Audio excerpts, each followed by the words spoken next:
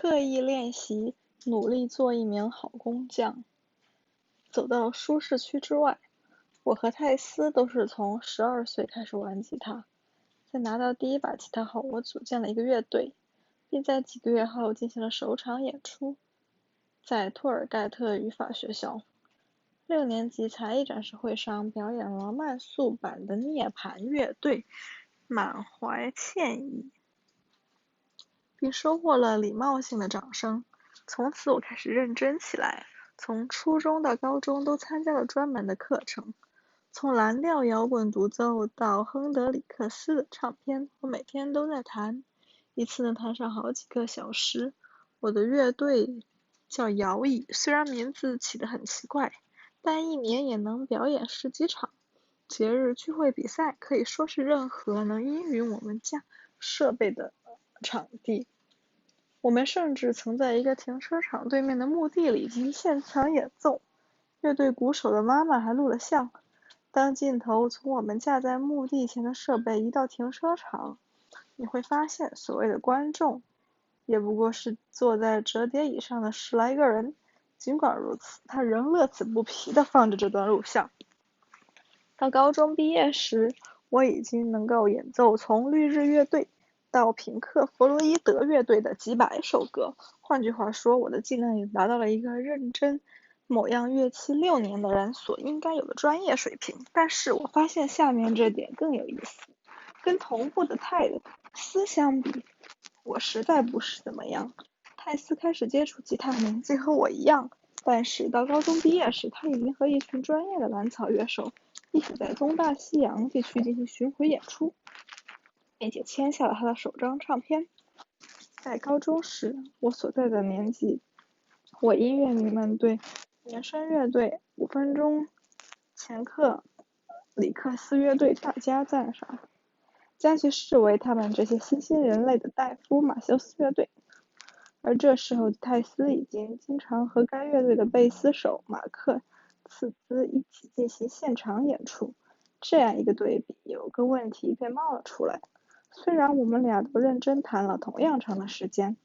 但是为什么到最后我的成为了一般水平，只会摆弄乐器的高中生，而他却成了明星？我拜访泰斯没多久后，这个问题便有了答案。同样都是18岁，我俩能力上的差异与练习的时间关系不大。虽然他的总练习时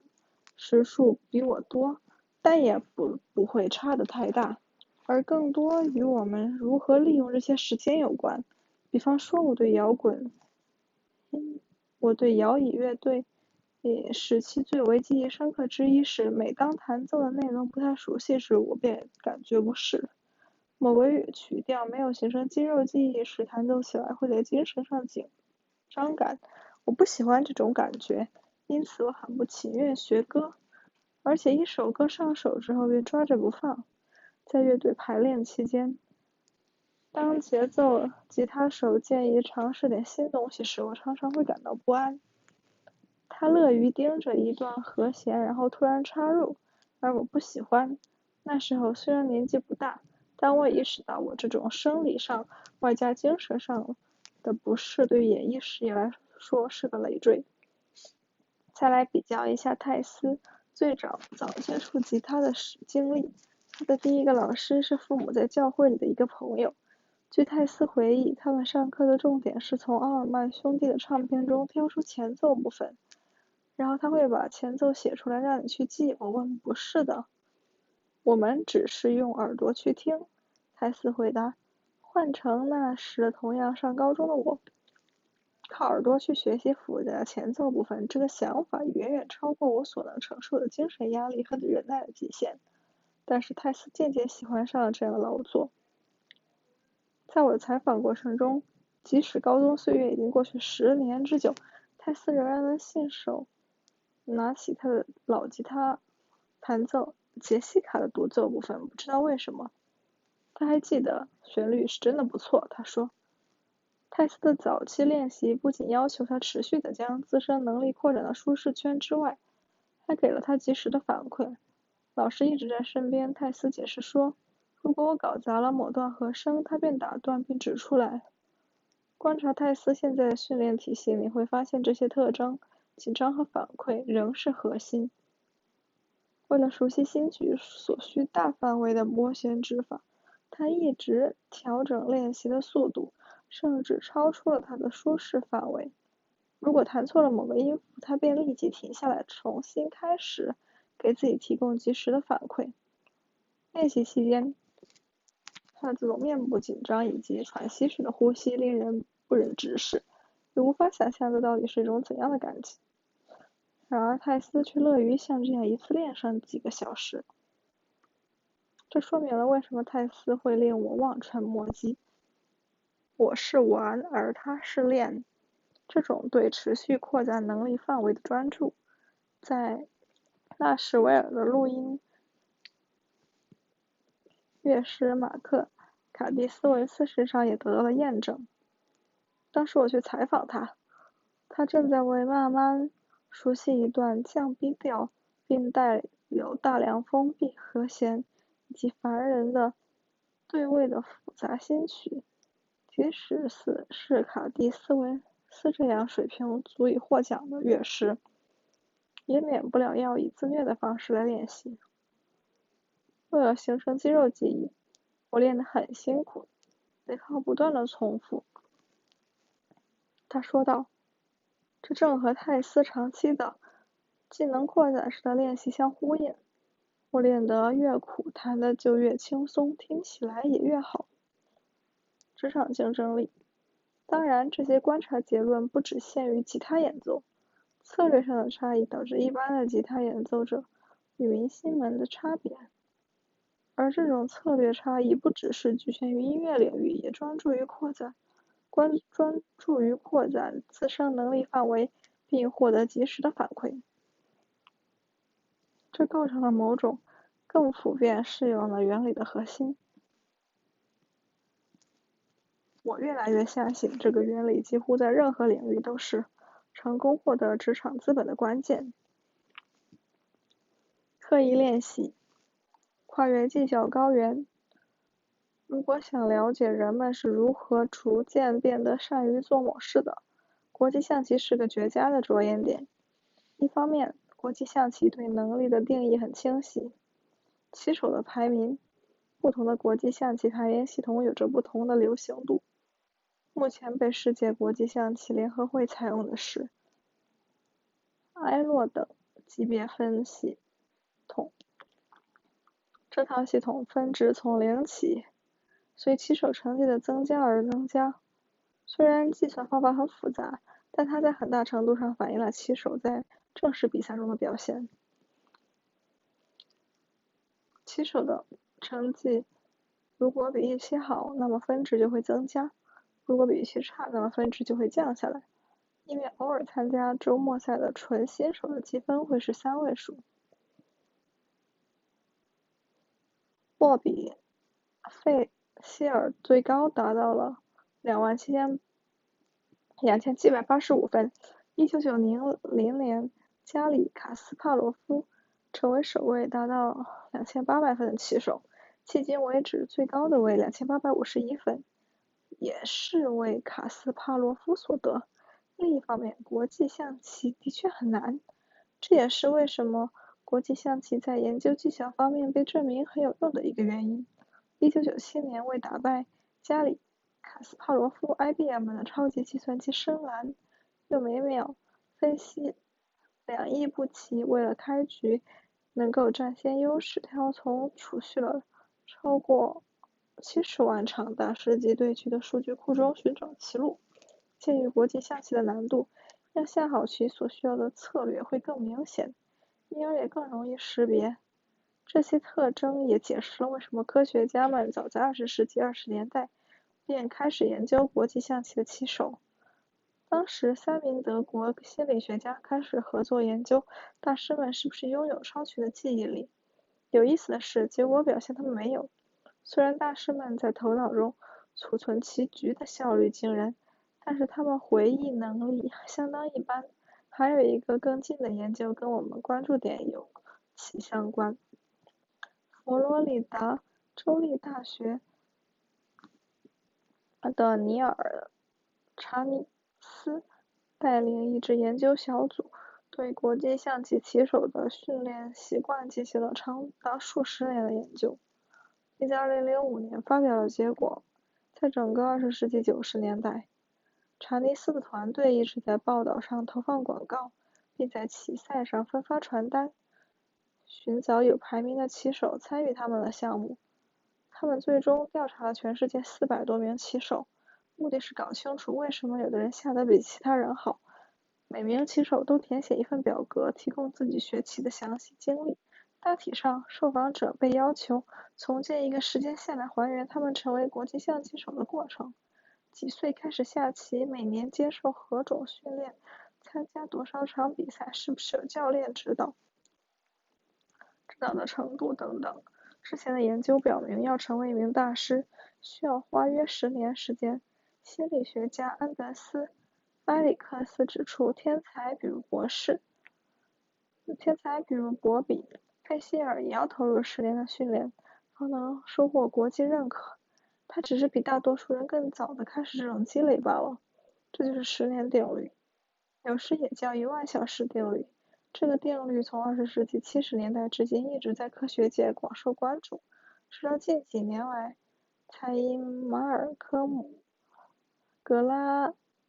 德威尔在2008年出版的畅销书《异类》而流行起来。他是这样概括这个定律的：要在某项复杂任务上表现卓越，就需要进行长达至少最低限度的关键练习。这个观点不断出现在专业技能的研究上。事实上，研究者们已经确定了一个造就真正科学的神奇数字1万小时。在《异类》一书中，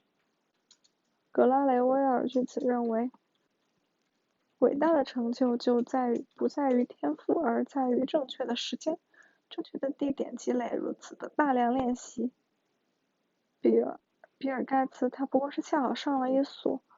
高中，而这所高中是这个国家率先安装计算机的几个学校之一。他允许学生不受限制地使用计算机，这让他们那一代里率先在这项基础上积累到了数千小时练习时间。莫扎特，他的父亲是个训练狂人。等到莫扎特以神童的身份在欧洲巡演时，他给儿子见缝插针地安排的练习时间，已经是那个时代同龄音乐人的2倍多。不过，令我感兴趣的是，查尼斯的研究并不局限于1万小时法则，他不仅研究人们努力了多久，还研究人们做了什么样的努力。具体来说，他们研究了一批下棋时间大致相同的棋手，这些棋手中有的成了大师，有的仍是中级水平。这2组人的训练时间都一样，那么能力上的差异应该取决于他们如何利用这些时间。查尼斯想探索的正是这些差异。在20世纪90年代，这是个很有意义的问题。当时在国际象棋界，围绕精进技术最佳策略人们展开了一场争论。一方面认为联赛参与是关键，他们让棋手在紧张的时间和各种干扰中得到训练；而另一方则强调严肃研究，即花大量时间看书以及在老师的帮助下找出缺点并改正。在查尼斯研究中，受访者们认为联赛参与可能是正确的选项，结果他们错了。在严肃研究上所花的时间不仅是预测棋艺的最重要因素，而且还支配着其他因素。研究发现，成为大师的棋手专门花在严肃研究上的时间是停滞在中级水平棋手的6倍。在1万小时里，大师们专门花在严肃研究上平均时间为5000小时，相比之下，中级水平花在这方面的只有1000小时。再进一步分析，严肃研究的重要性更加突出。查尼斯总结，在严肃研究中，材料是精进挑选或修改的，这时要解决的问题处于一个适中的难度水平上。与之形成对照的是，在联赛参与中，棋手碰到对手可能明显优于或劣于自己，在这两种情况下，棋艺上的进步可能会比较小。此外，在严肃研究中，反馈是及时的，或者是从书上查找棋局的破解之道，或者是从专业的教练那里得到反馈。对认真的棋手来说更常见，例如挪威新秀芒努斯·卡尔森每年支付$70万给加里·卡帕斯罗夫，是为打磨他那原本依赖直觉的棋风。职场竞争力，请注意国际象棋的情况多么符合我们之前对吉他练习的讨论。顶级棋手所采用的严肃研究听起来很像泰斯学习音乐的方法，他们都需要进行有难度的活动，而这些活动都经过了仔细的挑选，可以扩展最需要改善的能力，并且能提供及时的反馈。但同时还要注意，国际象棋的联赛参与就像我们学习吉他的方法，有趣且令人兴奋，但并不一定提高你的水平。我花了大量时间弹奏熟悉的歌曲，其中也有大量的时间花在了舞台上。正如查尼斯研究中的终极棋手，我是在放任这些容易让人满足的无用功堆积。而在同样的岁月里，泰斯积极积累严肃研究的经验，最后表现非凡。在20世纪年代初期，查尼斯在佛罗里达州立大学的同事埃里克森创造了刻意练习这个术语来描述这种严肃研究，并把它正式定义为一项通常由一位老师所设计的，以有效改善某一个个体的某方面表现为唯一目的的活动。随后的几百项研究表明，刻意练习在很多领域都是通往卓越的关键。这些领域包括国际象棋、医学、审计、编程、桥牌、生物学、体育、打字、杂技、舞蹈以及音乐。如果你想了解专业运动员才能的源头，那么就应该看看他们的训练安排。他们几乎毫无意外地从小就一直在专业教练的指导下，系统地扩展自己的职业技能范围。如果你反过来问格拉德威尔他的写作技能是从哪儿来的，他也会回答刻意练习。他在毅力书中提到，在华盛顿邮报的编辑部里，他花了10年时间来打磨自己的写作技巧，之后才去了纽约客，并开始创作自己的名作引爆点。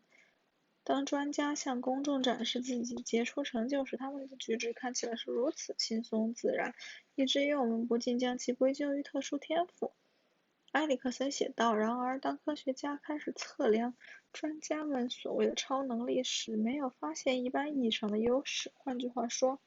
除了一些极端的个例，如职业篮球运动员的身高、橄榄球前锋的腰围等，科学家并没有找到多少天赋能力的存在依据可以用来解释专家们的成功。只有刻意练习、终身积累能一次又一次地解释人们的卓越原因。关于刻意练习，有一点我觉得很重要，它并不起眼。除了在国际象棋、音乐以及竞技体育等存在清晰的竞争结构和训练体系的领域，很少有人参与这方面的训练，哪怕是以类似的方式来发展个人技能。根据埃里克森的解释，大多数一开始活跃于专业领域的个体都会在有限的时间内改变自己的行为，并且提高自己的绩效，直到达到某种可以接受的水平。然而在此之后，你无法预料何时才能够进一步提升，而工作年数不足以预测一个人所能达到的绩效。换句话说，假如只是努力工作，那么你很快就会来到一个绩效高原，之后便无法取得任何进步。这正是吉他演奏上的我，只认联赛参与的国际象棋手以及大多数简单投入时间的工作者所遇到的情况。我们来到了高原了。职场竞争力。当我第一次了解到埃里克斯和查尼斯的研究成果时，他们的观点让我感到震惊。它意味着在大部分工作及那些没有一套清晰的训练体系的工作上，大多数人都被卡在那儿了。这也意味着令人兴奋的一点，假如你是一名知识工作者，所在的领域没有什么清晰的训练体系，那么如果你能搞清楚如何将刻意练习融入自己的工作，就有可能在个人价值上超越你的同行，因为你很有可能是唯一专注于系统的取得进步的人。也就是说，刻意练习也许是快速让自己变得优秀到不能被忽视的关键所在。因此，想要成功地运用工匠思维，我们必须以泰斯对待吉他演奏或者卡斯帕罗夫对待象棋训练那样的方式来对待我们的工作，即投身于刻意练习之中。如何实现这一艰巨的任务，将是本章剩余部分所要论述的。在下一部分开始前，我想先说明一点，我并不是第一个有这个想法的人。我们如果重新审视亚历克斯·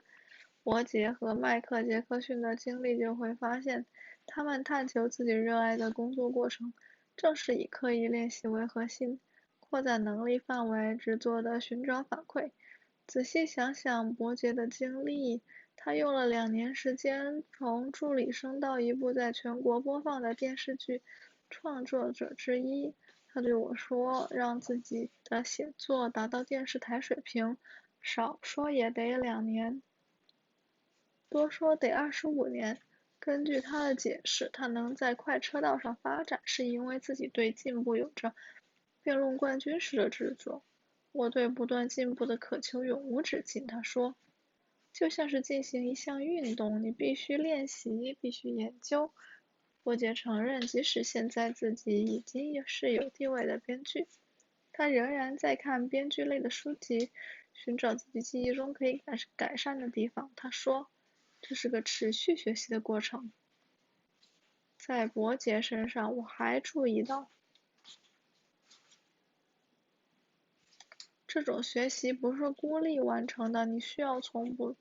不断地从同事和专业人士那里寻求反馈。他告诉我，在其崛起的过程中，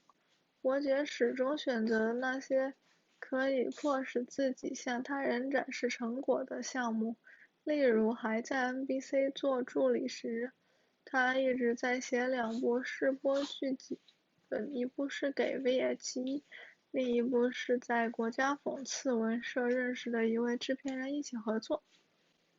在这2种情况下都有人在等着看他的剧本，这样不可避免地要让自己的剧本被审阅、被剖析。再举一个例子，他为一支热情所写的剧本帮助他得到了埃斯纳工作的机会，而这个剧本在伯杰的要求下接受了他的同事多次审讯。现在回想起来，我竟然把它拿给别人看，真是令人羞愧。伯杰回忆道，然而这对他的进步来说是必不可少的。我希望10年后再看到我现在写的东西，也会说出同样的话。在伯杰身上，我们看到的正是埃克森所定义的刻意练习的关键特质。他通过以下方法来扩展自己的能力范围。接受超出其当前舒适区的项目，不是一次只接一个，而是经常同时接3、4个写作任务。另外，他白天一直还要有工作要做，同时他在所有的事情上都执着地寻求反馈。虽然现在看来，他对当初发出去的剧本质量感到羞愧，他所做的正是教科书式的刻意练习。而且这样做是行得通的，他让伯杰在一个赢者通吃的市场里获得职场资本，而这个市场对职场资本是吝啬的出了名。在杰克逊身上，我们看到他同样致力于刻意练习，在成为风险投资家的每个发展阶段，他都会把自己扔到一个超出自己当前能力范围的项目里，然后竭力使这个项目成功。他承担了一个很大的硕士论文项目，然后将其转化为主持一项更大的国际研究项目的机会。他凭借这个项目进入残酷的创业圈，而在这片天地里没有外部投资的他，正是依靠快速搞清楚状况的能力，才得以支付自己的租金。另外，在其发展历程的所有阶段，杰克逊不仅一直在扩展自己的能力范围，而且还得到了直接反馈。主持国际研究项目的工作要做好接受同行评议的准备，即典型的不留情面的反馈。在经营自己的创业项目时，这种反馈是以赚了多少钱的形式出现。如果经营不善就逃脱不了破产，这就是对他的批评。现在做了风险投资家，杰克逊仍然专注于扩展自己每天的范围，并且反馈作为指导。他所选择的新工具是一张表格，用来追踪自己的每一天、每个小时的活动。在新的一周开始时，我会想好自己要花多少时间在不同的活动上。他解释说，然后进行追踪，看看结果离自己的目标有多远。在发给我的样表上，他将自己的活动分为2类：固定的和可变的。他在每一类上所花的时间如下面的表。杰克逊是用这2张表达到目的的，是要让自己更有意义地开展工作。最简单的事情就是早晨出现在办公室，然后全天都在回邮件。他解释说，但那不是分配时间的最佳策略。杰克逊承担自己不怎么收发邮件，坦诚自己不怎么收发邮件，甚至在我们已经为本书做了几次访谈后，我给杰克逊发邮件询问见面时，只偶尔才收到回复。最后我终于明白他在去帕洛阿尔托的办公室路上给他打电话才行。当然了，仔细想想，对杰克逊来说，这样做绝对有道理。每天花时间整理来自像我这样的作家或者商学院学生寻求指点的无关紧要的邮件，以及处理其他琐事，都会削减他的融资能力和发现好公司的能力，最终会妨碍他的工作。而工作是评判他价值的依据。他会因此没空而惹恼这些人吗？可能会，但是就拿我来说，我最后被迫在他通勤期间给他打电话，这说明重要的事情仍然能找上他，不过要按照他的时间来安排。再看一看杰克逊的时间分配表，你会注意到，他严格限制专门花在不易变动事情上的时间18小时，而这些任务并不能让他更擅长于自己所做的事情，相反，他一周的大部分时间都花在了重要的事情上，27小时融资、审查投资以及协助他的基金公司运作。假如他没有这样的细心去追踪，这个比例可能会大大不同。杰克逊的做法是在工作中运用刻意练习策略的绝佳范例。我想把时间花在重要的事情上，而不是花在紧急的事情上。杰克逊解释道，每周结束时，他都把这些数字打出来，看看自己的目标实现得如何，然后以此为下一周的参考。他在不到3年的时间被提拔了3次，这个事实突出反映了他在这种刻意方法的有效性。刻意练习的5大步骤。伯杰和杰克逊的经历给我们提供了刻意练习在知识工作背景下的良好范例。不过，想搞清楚如何在自己的职业生涯中用到这种策略仍然很困难，因此我参考了刻意练习方面的研究文献，并且从伯杰和杰克逊这样的工匠经历中汲取经验教训，从而搭建出成功运用该策略的一系列步骤。接下来我将详细的讲这个步骤。虽然不是什么神奇的套路，但是刻意练习是一个非常有技术含量的过程，因此我希望我的讲解能让你行动起来。步骤1：判断自己身处哪一种职场资本市场。为了表述清楚，我要引入一些新的术语。在获取某一领域的职场资本时，你可以想象自己身处某个特定类型的职场资本市场。这样的市场有2种：赢者通吃型和拍卖型。在赢者通吃型市场里，只有一种职场资本可以获取，并且很多不同的人在争夺这种资本。电视编剧这行就是一个赢者通吃型市场，因为最关键是写出好剧本的能力，也就是说，唯一的资本类型就是剧本创作能力。相比之下，拍卖型市场的结构就比较松散，这里有很多不同类型的职场资本，并且每个人都可以生成他们独有的资本。清洁技术领域是一个拍卖型市场，例如，杰克逊的资本包括可再生能源市场的专业知识以及创业能力，但是还有种种其他类型的相关技能也可能让人在这一领域谋得一份工作。基于这一点，想要定制一个刻意练习的策略，第一任务就是搞清楚自己是在哪种类型的职场资本的市场里打拼。这个问题很可能看起来很简单，但出乎意料的是，人们很容易出错。实际上，在我看来，伯杰最初正是在这上面犯了错。在我看来，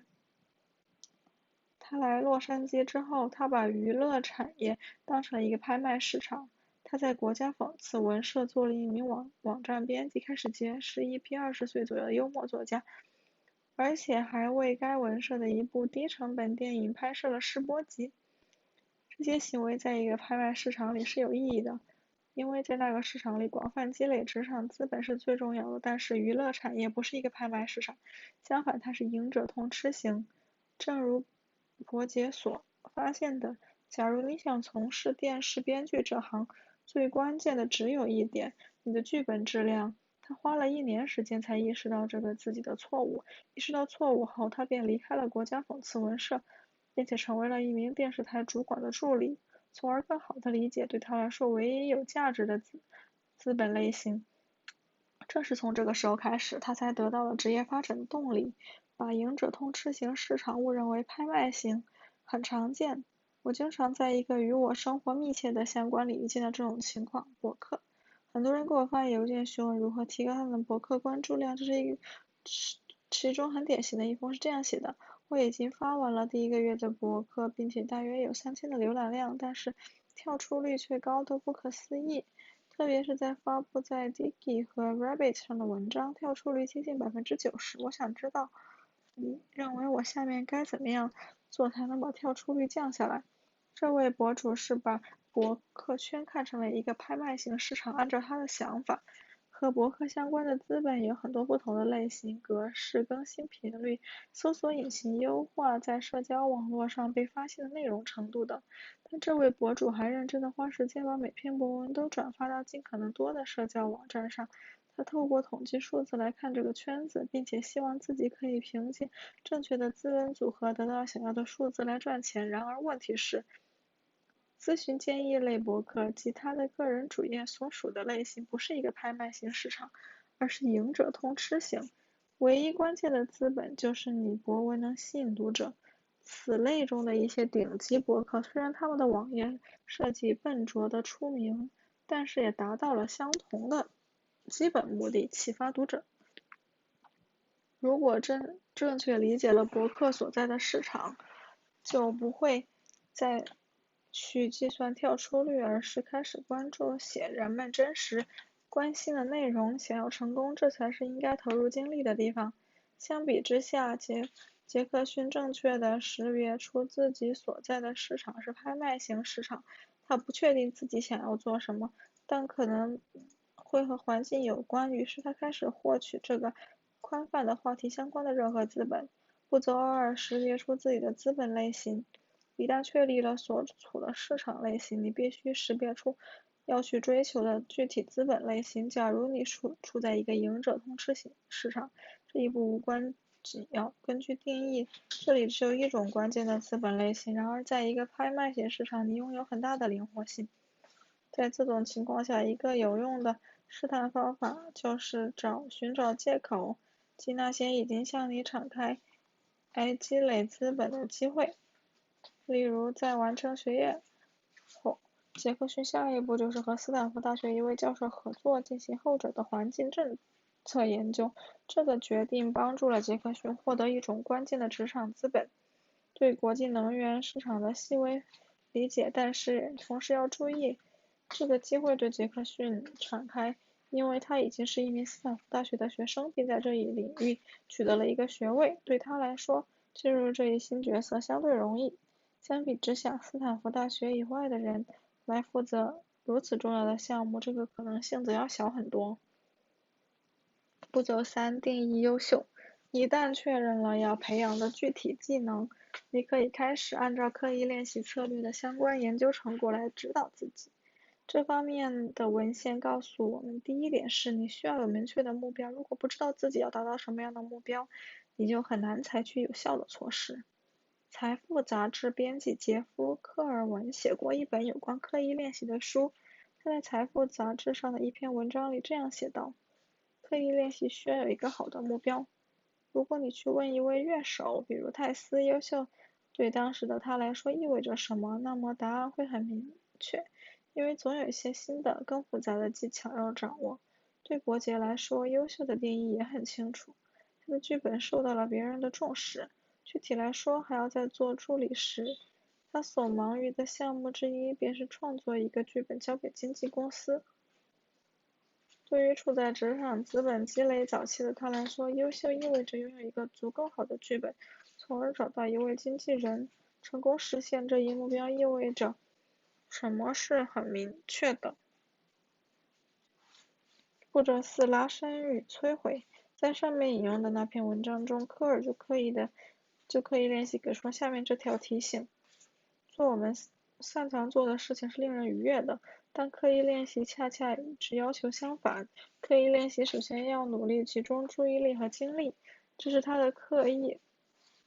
之处，而大多数人只是在进行弹几下琴或挥几下网球拍这样不需要思考的活动。本章前面提到，根据埃里克斯的解释，如果你按照要求去工作，能力就会达到一个可以接受的水平，之后便处于高原期。刻意练习的好处是，它会让你度过高原期，从而进入少有竞争者的天地。坏处则是很少有人能够实现这一成就，因为它具有科尔文向我们提醒的一个特征，也就是说，刻意练习通常是令人愉悦的对立面。我喜欢用 stretch 这个词来描述刻意练习的感觉，因为它符合我在进行这项活动时的亲身经历。每当我学习一种新的教学方法时，脑海里不舒适感会极其接近身体上的紧张感，就好像我的神经细胞本身正在进行重组，形成新的构造。任何一位数学家都会承认，这种拉伸的感觉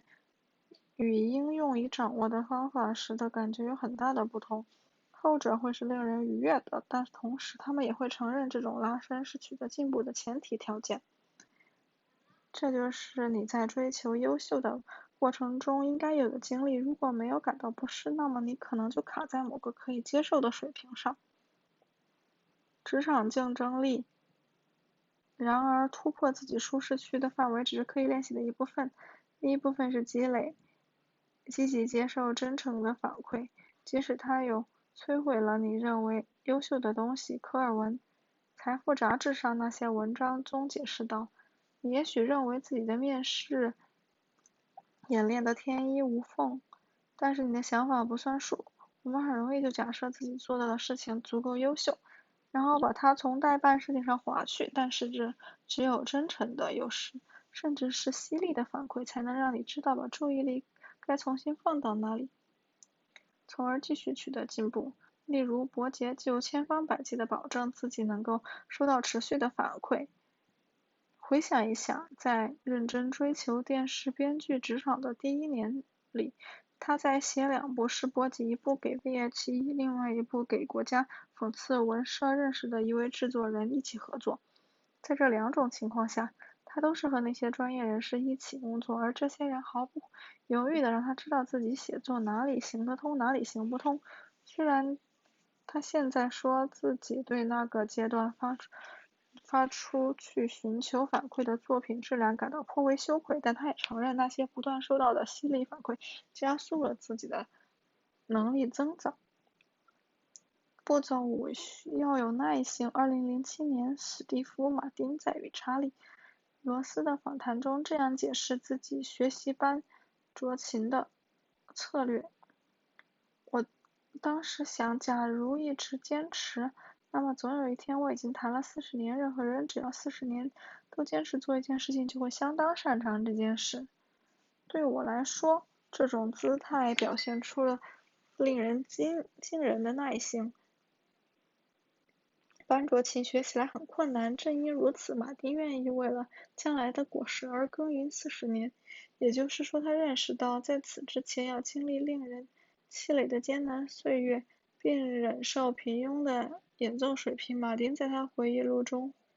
详细解释了这一点。他谈的是勤奋对自己在娱乐圈的成功所起的重要作用。有意思的是，马丁重新定义了勤奋这个词，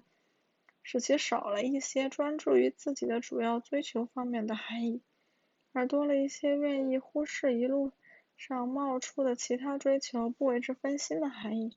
在事业上运用刻意练习的策略的最后一步，就是要采取这种勤奋的态度。这种观念的逻辑是，职场资本需要获取时间。伯杰花了2年时间真正进行刻意练习，之后才有了首部被制作播出的电视剧本。杰克逊在大学毕业5、6年后，才用自己的资本换了一份理想的工作。这是马丁的勤勉观如此重要的原因。如果不以这种耐心和意志力来拒绝那些光鲜的追求，你的努力就会脱离正轨，你就无法获得所需的资本。我想象了一个画面，马丁拾起班卓琴，然后40年如一日的弹琴。这样的画面令人伤感，但是却真实地反映了获取职场时的感受。你不断拓展自己的能力范围，日复一日，年复一年，